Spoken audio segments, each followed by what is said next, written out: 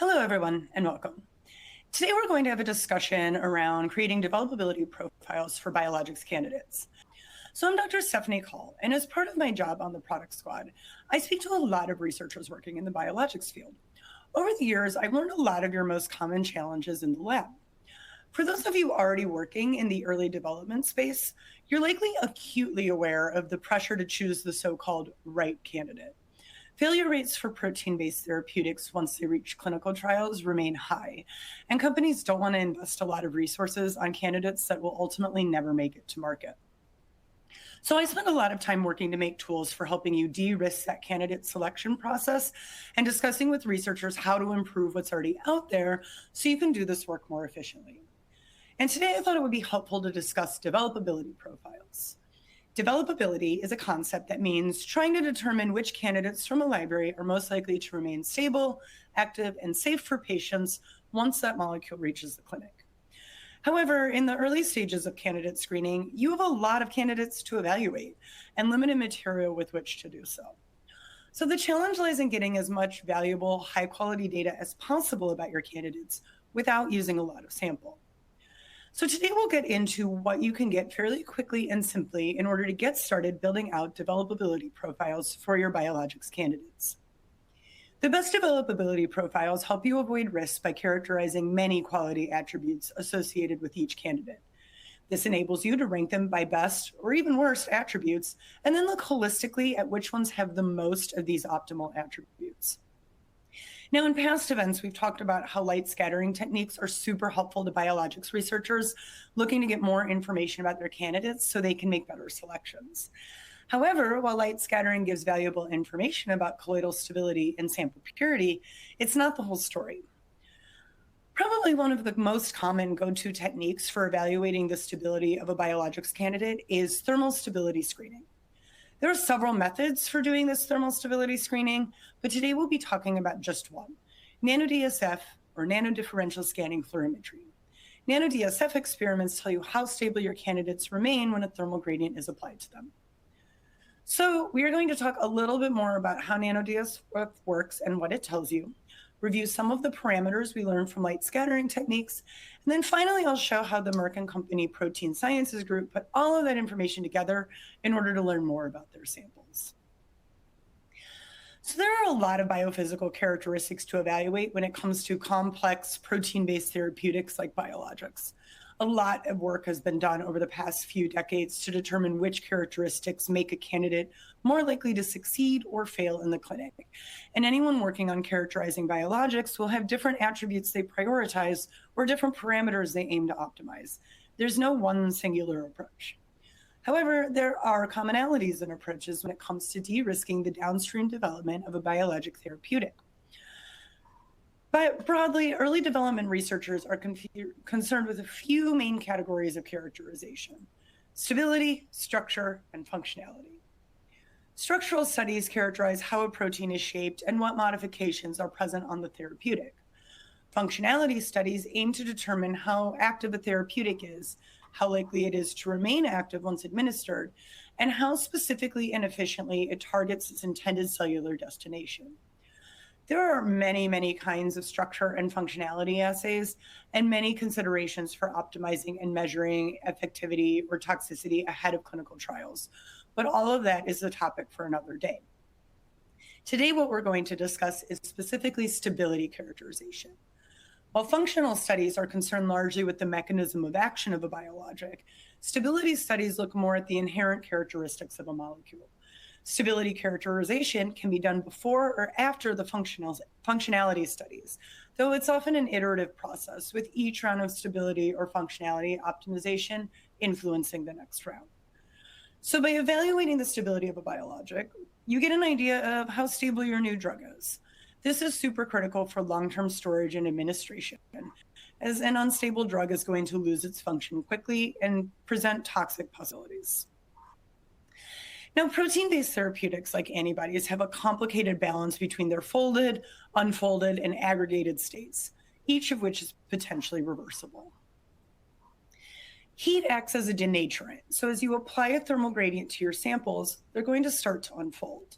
But how quickly they unfold, the temperature at which they unfold, And whether they also aggregate, and then whether any of those processes are reversible, it's all going to vary from candidate to candidate.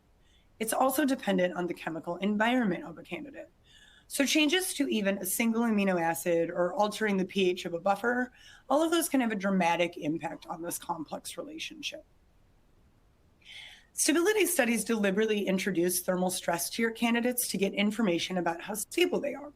They assess the conformational stability, that is, how well folded proteins are and whether they remain well folded and therefore active.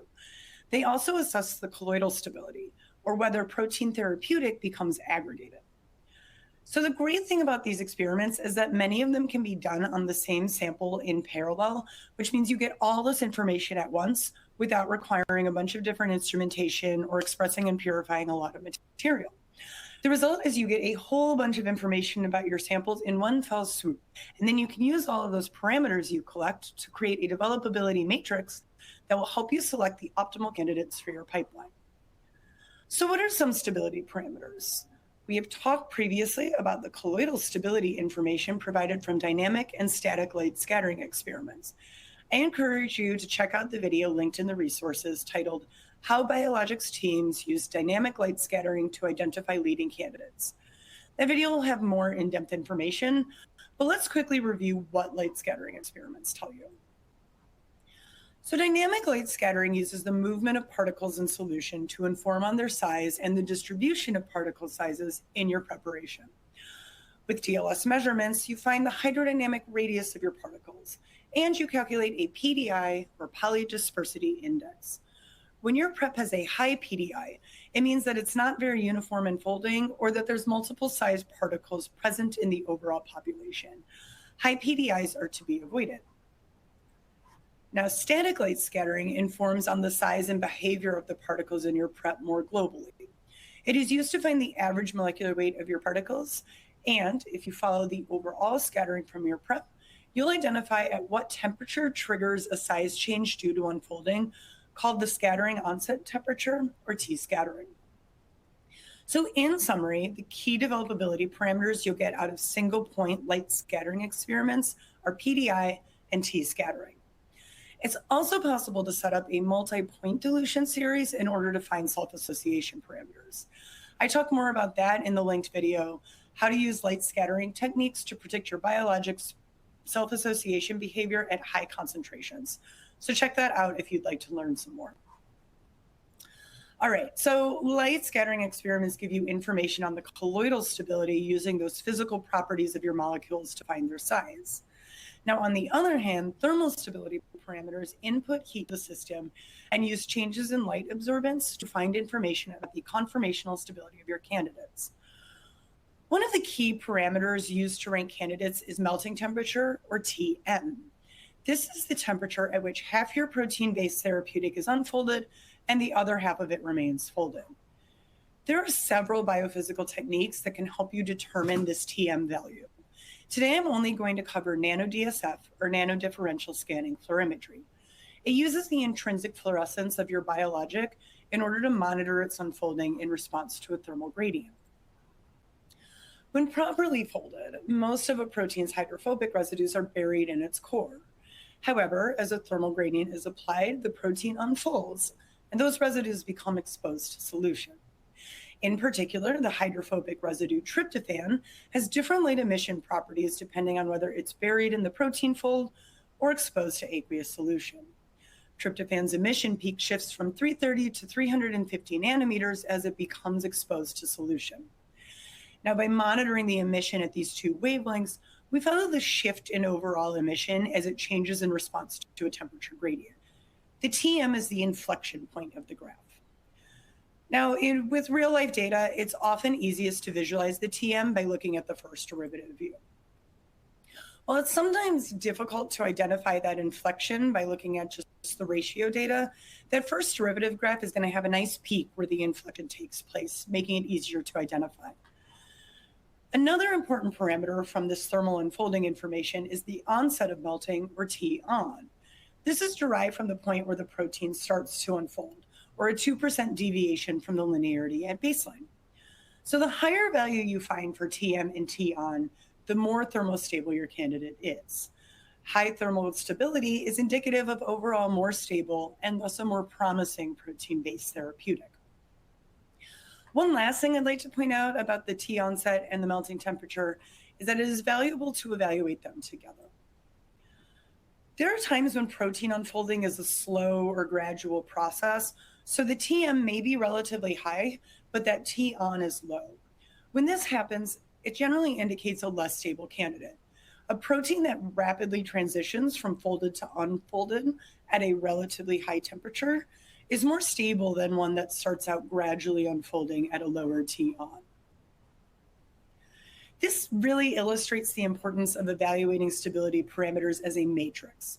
Just ranking 1 or 2 is not going to give you the full picture of your protein stability. One last parameter I'd like to mention is turbidity. Turbidity is basically the cloudiness of a solution. Biologic solutions generally become turbid as a result of aggregated proteins.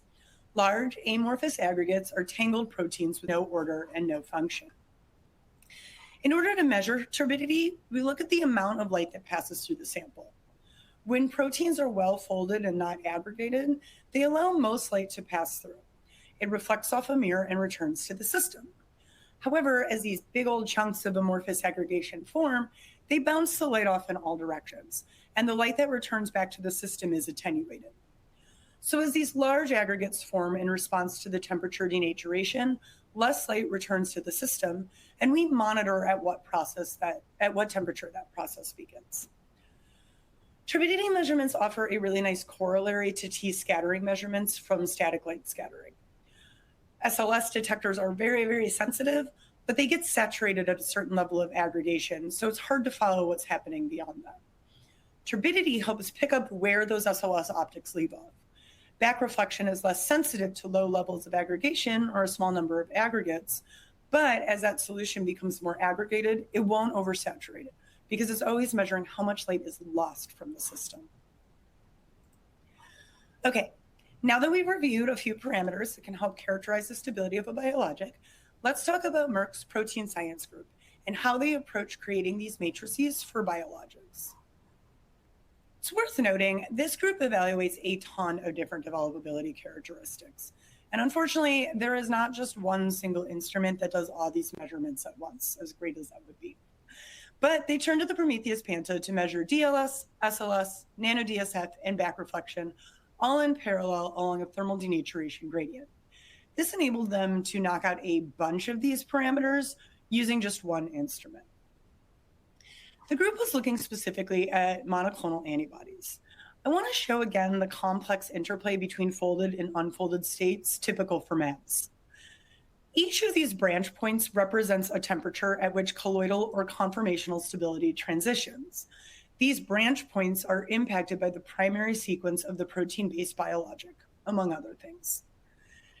It's possible to prepare a low volume, low concentration preparation for the evaluation of all of these samples at once.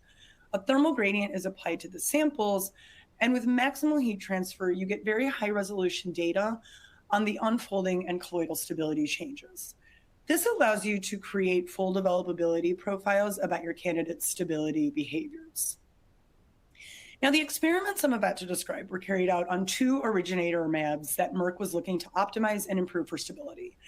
I'm only going to share portions of the data as they evaluated over 140 individual mAbs spawned from 2 originators. So they began by taking the originator mAb, which was well characterized and already used as a therapeutic. To this originator, they made a series of a few modest amino acid changes, just a handful each. These are considered the parent mAbs. Then to each parent, they systematically made the same mutations, creating a daughter generation for each parent. In this example schematic, all the light-colored monoclonal antibodies in a column would have the same secondary set of point mutations. So once they had all of their mAbs to characterize, they prepped them at 2 mg per mil in the same buffer, so they are only monitoring the impact of these engineered mutations on stability. Remember, buffer formulation and protein concentration also have an impact on stability. They applied a thermal denaturation gradient to denature their mAbs and then collected that colloidal and conformational data in parallel. They then use the parameters from these measurements to rank the best engineered versions of the originators and also avoid suboptimal properties. So for their experiments, they collected nano-DSF data. And from this specifically, they used the TM and the T-on for evaluation and ranking. Then they also did light scattering experiments from which they used the PDI and the T-scattering. Finally, they also used the T-turbidity from back reflection to supplement the scattering data. So first, we're going to take a look at the comparison across parent MABs from the same originator. It might be helpful to expand the slides in the media player for this part, as some of the data is really hard to read. So it's easy to see how even though the parent MABs have only modest primary sequence changes, this resulted in dramatically different profiles. This is the nano-DSF data, and not only do the TMs vary widely, but when we add in the conformational data from the light scattering, we see that there are really dramatic changes in the colloidal stability. Protein C has super high colloidal stability throughout the thermal gradient. Protein A exhibits a sharp uptick in colloidal instability. Meanwhile, proteins B and D never fully aggregate, though they do exhibit unfolding behavior at high temperatures, as indicated by the modest change in scattering, but no corresponding increase in turbidity. Okay, so from this, we already know that small changes to sequence have a big impact on the stability attributes of a monoclonal antibody. Let's zoom in on protein A, which we see here in the dark black. It has the lowest TM, indicating the least amount of conformational stability. It also exhibits a dramatic onset of turbidity and change in cumulant radius, which indicates at least some colloidal stability as well. Protein A and its daughters are shown here. Even though you see fewer changes to the primary sequence, only maybe 2 to 3 point mutations per construct, you still see a big change in the profiles. The melting temperatures are all decreased compared to the parents, which at first glance seems unfavorable. However, once we add in the scattering and turbidity data, it actually shows improvements in the colloidal stability. These results emphasize the importance of evaluating the full developability profile as a holistic matrix of parameters. TM alone would not indicate the daughter MABs are more stable, so using only thermal stability parameters, they're likely to be overlooked. But when you add the colloidal information, which remember came from the exact same experiment on the exact same samples, so it was no extra work to obtain, the picture becomes more complex. Here's a summary table of the results. In blue, the most optimal parameters are highlighted, while red shows those with suboptimal characteristics. You can tell that even with only 5 parameters evaluated, there's not really a clear winner for best candidate. So obviously, this complexity can be frustrating. I often get asked which is the most important parameter. Unfortunately, like most things in research, there's no right answer here. Generally, I would say it's probably worth sacrificing a degree or 2 of thermal stability if it means a big increase in colloidal stability and vice versa. Ultimately, though, you know your biologics and the projects you're working on the best. And remember, even though all these experiments were done in parallel and we got a lot of information, there is still a lot of other characteristics to evaluate, including binding or activity. The most stable MAB in the world won't do you any good if it doesn't bind the antigen specifically and tightly. But these stability attributes are super helpful for eliminating the worst candidates or for helping you decide what you want to spend more time on with buffer optimization or engineering. I want to just emphasize again why combinatorial stability screening is so critical. Here we're looking at all the candidates Merck evaluated here, plotted based on their T-on and Tm values. Both of these are thermal stability characteristics ultimately derived from that same nano-DSF data. As you can see, there's pretty strong correlation between the onset and melting temperatures. That's to be expected. However, it leaves a lot of room for interpretation when it comes to trying to triage the worst candidates or highlight particularly great candidates. Now, when instead we add colloidal stability information from the light scattering experiments, here T scattering versus T-on from the nano-DSF, we're still assessing stability, but with a different biophysical technique. So even though these were all measured in the same time as the PANTA, the data acts independently. There's still a correlation between scattering and onset, which totally makes sense. A stable protein is not going to unfold as quickly, so that scattering value won't go up. but it's much easier to identify this key subset of candidates that have promising stability characteristics. This is super, super helpful when you're triaging candidates. You'll always need to do more developability profile after stability studies, but it's much more time, resource, and cost effective to do further studies on just a handful of these candidates rather than several dozen. Okay, so just to summarize everything, it's really important to do a full matrix of parameters to better understand your candidate's stability. Developability profiling involves evaluating dozens of critical quality attributes on your biologics, all related to their structure, their stability, and their functionality.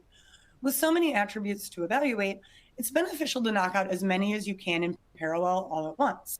Additionally, sample volume limitations early in development means you want to get as much information as possible on the least amount of sample. So nano-DSF, back reflection, and light scattering are all done in parallel during a thermal ramp to give detailed insight into your protein-based therapeutics unfolding and aggregation behavior. This gives you more insight for selecting the most optimal candidates for further development or more sample-intensive attribute characterization. All right, I want to thank you all for joining me today. I hope this has provided some insight into the many considerations to make when assessing the developability of a candidate, particularly in regards to its stability. Reliable, reproducible data from stability experiments de-risks your selection process and enables you to feel more confident about which candidates are worth pursuing.